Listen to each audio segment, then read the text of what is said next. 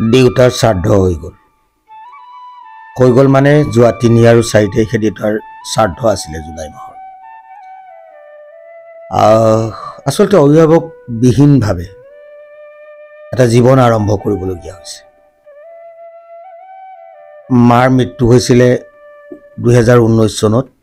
তাৰ 5 বছৰৰ পাছত এতিয়া দেউতাৰ মৃত্যু হৈছে।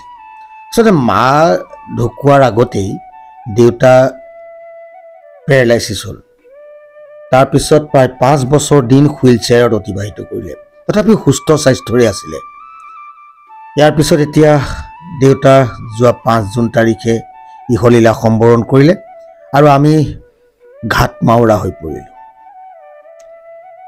আমি 2টা ককাই ভাই আৰু বাইদেউ ডাঙৰ, মই সৰু আৰু দাদা মোতকৈ ডাঙৰ।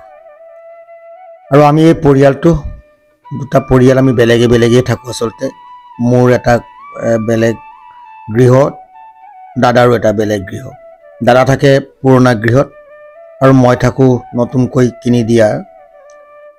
দেউতা মায়ে এডোখৰ মাটি নতুনকৈ লৈছিল আৰু তাত মই ঘৰ বনালোঁ।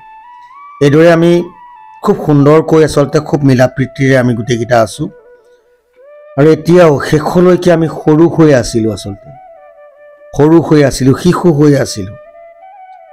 দেউতা যোৱা যেতিয়া 4 জুনৰ ৰাতি দেউতাই শেষ নিশ্বাস ত্যাগ কৰিছে, তাৰপিছত আমি একেবাৰে অকলশৰীয়া হৈ যোৱা নিচিনা হ'ল। যিয়ে নহওক, তাৰপিছতো দেউতাৰ যিখিনি কৰ্ম, যিখিনি আমি তেওঁৰ কাৰণে কৰিব লাগে, আধ্যাত্মিক যিখিনি কৰ্ম, প্ৰেত কৰ্ম বা অন্যান্য, সেইখিনি কৰিবলগীয়া হ'ল। আমি হ'লো মাহেকীয়া মানুহ। আমাৰ ব্ৰাহ্মণ লগাই আমাৰ শ্ৰাদ্ধ হয়, পিণ্ড দিয়া ব্যৱস্থা আছে। আৰু সেইকাৰণে শ্ৰাদ্ধত সৰু কৰ্ম কৰি আমি চুলি কাটি পেলাব লাগে, দাড়ি কাটিব লাগে, সকলোবিলাক সৰু কৰ্ম কৰিব লাগে। আৰু সেইখিনি কৰা আছে। আৰু তাৰ লগতে আমাৰ খুৰাৰ ল'ৰা তাক ধৰ্মপুত্ৰ হিচাপে দেউতাই লৈছিলে আৰু সিও সেই নিয়মখিনি সম্পূৰ্ণৰূপে পালন কৰিছে। এইদৰে আমি যোৱা 3 জুলাই আৰু 4 জুলাইত দেউতাৰ শ্ৰাদ্ধ কৰিলোঁ। তাৰপিছত যিখিনি কৰ্ম আমি যেনেকৈ কৰিব লাগে, যিমানখিনি পাৰিছোঁ, আমি 2 সন্তানে মিলি আৰু বাইদেউৰ সহযোগ, গোটেইকেইটাই মিলি আমি সুন্দৰকৈ অনুষ্ঠানভাগী কৰিছোঁ। কেৱল বাইদেৱে নহয়, দেউতাৰ ভতিজাক কেইবাজনেও শ্ৰাদ্ধভাগীত সহায় কৰিছে আৰু অন্যান্য আত্মীয় কুটুম্ব মিতিৰ তেখেতসকলেও সহায় কৰিছে। এইদৰে আমাৰ খুব সুন্দৰকৈ দেউতাৰ ভাগৰ অনুষ্ঠানভাগী হৈ গ'ল। কিন্তু অনুষ্ঠান হৈ গ'ল যদিও এতিয়া অনুভৱ কৰোঁ, আমি পিতৃ মাতৃ নোহোৱাৰ পিছত মানুহে অনুভৱ কৰে আচলতে পিতৃ মাতৃ যদি নাথাকে, সেইজনেও পিতৃ মাতৃৰ অভাৱটো অনুভৱ কৰিব পাৰে। আৰু আমিও অনুভৱ কৰিছোঁ। এজোপা বটগছ যাৰ ছাঁত আমি জীয়াই আছিলোঁ, আমি 2 ককাই ভাই য'ত আমি জীয়াই আছিলোঁ, সেইজোপা নাইকিয়া হৈ গ'ল। আমি যেন নিথৰুৱা হৈ গ'লোঁ, ছাঁ নাইকিয়া হৈ গ'ল, মূৰৰ ওপৰত থকা ছালখন নাইকিয়া হৈ গ'ল। এতিয়া আমাক কোনে চাব? এই কথাবিলাক মাজে মাজে মনলৈ আহে। আচলতে এই কথাবিলাকে কেতিয়াবা মনটোক শিশুসুলভ কৰি তোলে।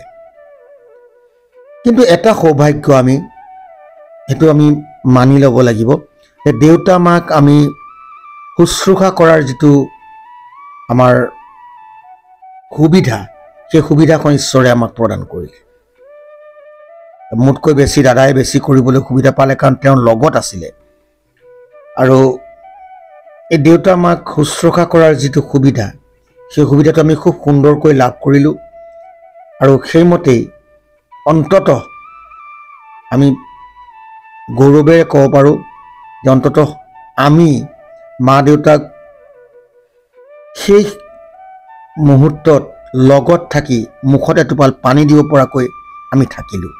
আৰু যিখিনি পিতৃ মাতৃ যেতিয়া বৃদ্ধ হোৱাৰ পিছত এই কথাখিনি পিতৃ মাতৃয়ে সদায় বিচাৰে আচলতে। কাৰণ শিশুকালটো তেওঁলোকে আমাক ডাঙৰ দীঘল কৰিলে আৰু বৃদ্ধকালটো আমি তেওঁলোকৰ লাখুটি খোৱাটো প্ৰত্যেকেই বিচাৰে। কাৰণ সেই সময়ত তেওঁলোকক খং লাগে, তেওঁলোকক মানুহ লাগে, তেওঁলোকে অন্য একো নিবিচাৰে। কাৰণ আমাৰ মা দেউতাৰ দুইজনৰ চাকৰি আছিল, তেওঁলোকে টকা পইচা বিচৰা নাছিল, তেওঁলোকে মাত্ৰ বিচাৰিছিল যে আমি তেওঁলোকক কেনেকৈ সেই সময়খিনিত তেওঁলোকক খং দিব পাৰোঁ, তেওঁলোকক অকণমান সময় দিব পাৰোঁ, আৰু সেইখিনি দিয়াত আমি দিব পাৰিছিলোঁ। আচলতে তেওঁলোকক মৃত্যুৰ সময়লৈকে লগত আছোঁ। হাততে মৃত্যু হৈছে বুলি ক'লেও ভুল কোৱা নহ'ব। মাতৃৰ মৃত্যুৰ সময়তো আমি লগত আছোঁ, দেউতাৰ মৃত্যুৰ সময়তো লগত আছোঁ। তাৰ আগত তেওঁ যিখিনি শুশ্ৰূষা পাব লাগিছিল সেইখিনি তেওঁ সন্তানৰ পৰা লাভ কৰিছে। এয়া হৈছে আমাৰ তেওঁলোকক দিবলগীয়া, বা আমি তেওঁলোকে আমাৰ পৰা যিখিনি আশা কৰে সেইখিনি আমি দিবলৈ আমাক ভগৱানে শক্তি দিছে। আৰু সেই সংস্কাৰ অৱশ্যে তেওঁলোকে আমাক শিকাইছে। সেই সংস্কাৰ আমাক তেওঁলোকৰ পৰা আমি সেই সংস্কাৰ শিকাৰ কাৰণেই আজি আমি হয়তো তেওঁলোকক সেইখিনি দিব পাৰিছোঁ। আৰু সেইদৰেই দাদা, মই, বাইদেউ, খুৰাৰ ল'ৰা, আমি গোটেইখিনিয়ে দেউতাক যিখিনি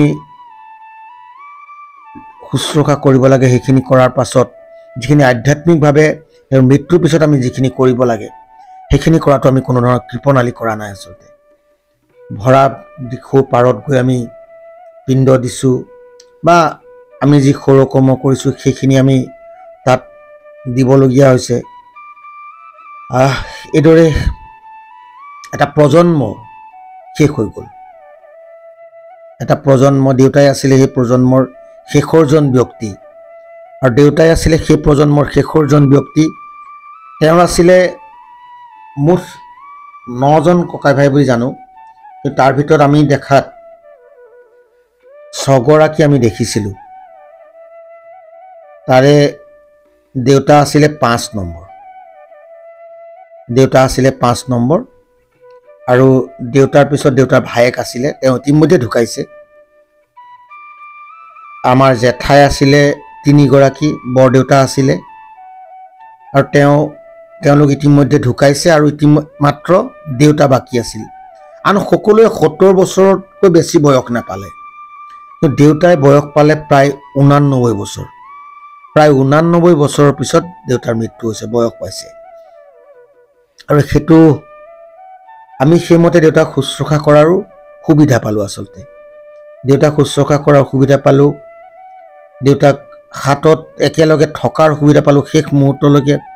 আমি 50 বছৰ বয়সলৈকে বা 55 বছৰ বয়সলৈকে সন্তান হৈ থকাৰ যিটো সৌভাগ্য, পিতৃ জীয়াই থকাৰ 50 বছৰ বয়সলৈকে মোৰ পিতৃ মোৰ লগত জীয়াই থকা, সেইটো মোৰ সৌভাগ্য আচলতে। আৰু তেওঁ নাতি নাতিনী দেখি গ'ল সুন্দৰকৈ। যিমানখিনি দেখিব লাগে এজন পিতৃয়ে সংসাৰ কৰাৰ পাছত এজন ব্যক্তিয়ে, সেই সকলোখিনি তেওঁ পাই গৈছে বুলি অনুভৱ হয়। অৱশ্যে নাতি নাতিনীৰ বিবাহ চাবলৈও তেওঁলোকৰ নিশ্চয় মন আছিলে, কিন্তু সেইখিনি তেওঁলোকে চাবলৈ সৌভাগ্য নহ'ল, ঈশ্বৰে সেইখিনি সুবিধা তেওঁলোকক নিদিলে।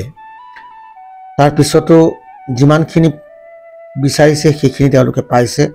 আৰু আমি মোৰ ভাগত শেষৰ শ্ৰাদ্ধৰ যিখিনি কাম, সেই কামখিনি মোৰ ভাগত পৰিলে, আৰু মোৰ সৌভাগ্য, মই সেইখিনি কৰাৰ সুবিধা পালোঁ। দহালৈকে দাদাই ব্ৰত পালন কৰিলে, ক্ৰিয়া ধৰিলে, আৰু দহাৰ পাছৰ কাৰ্যখিনি যিখিনি কাম থাকে সেইখিনি মই কৰিব লগা হ'ল। আমি দুয়োটাই আচলতে ভাগ বটাই লৈছিলোঁ কামখিনি, আৰু সেইমতেই সুন্দৰকৈ দেউতাৰ যিখিনি কৰ্ম, সৎকাৰৰ পিছৰ যিখিনি কৰ্ম, শ্ৰাদ্ধৰ যিখিনি কৰ্ম, সেই কৰ্মখিনি আমি অকণো আঁসোৱা নথকাকৈ কৰি পেলালোঁ। আৰু দেউতাৰ নামত এখন স্মৃতি পুস্তিকাও আমি প্ৰকাশ কৰিছিলোঁ, স্মৃতিচাৰণ সভা হৈছিলে। যিহেতু দেউতা এজন ভাল সাহিত্যকৰ্মী আছিলে, খুব ভাল লিখিছিলে, নাটক লিখিছিলে, তেওঁ ব্যংগ ৰচনা লিখিছিলে, কবিতা লিখিছিলে, তেওঁ ভাল লিখক আছিলে। আৰু সেইমতে শিৱসাগৰ জিলা সাহিত্য সভা, সদৌ অসম ছাত্ৰ সন্থা বা যুৱ ছাত্ৰ পৰিষদ, তেওঁলোকে দেউতাক সেইমতে সন্মানো জনাইছিলে। আৰু শেহতীয়াকৈ প্ৰফুল্ল জীৱন নামৰ তেখেতৰ এখন স্মৃতি পুস্তিকা প্ৰকাশ হ'ল। আৰু এইদৰে আমি এটা প্ৰজন্ম শেষ কৰি পেলালোঁ। আচলতে প্ৰজন্ম আমাৰ নাইকিয়া হৈ গ'ল। দেউতাক এনেকৈ বিদায় দিবলগীয়া হ'ল। তথাপিও আশা কৰোঁ দেউতাৰ যেন স্বৰ্গস্থান হওক, আপোনালোকেও আশীৰ্বাদ কৰিব যাতে স্বৰ্গস্থান হওক। এটা সৎ জীৱ আছিলে, খুব সুন্দৰকৈ মৃত্যু হৈছে। মৃত্যুৰ সময়ত ক'ব পাৰিছিল যে মোৰ মৃত্যু হ'ব।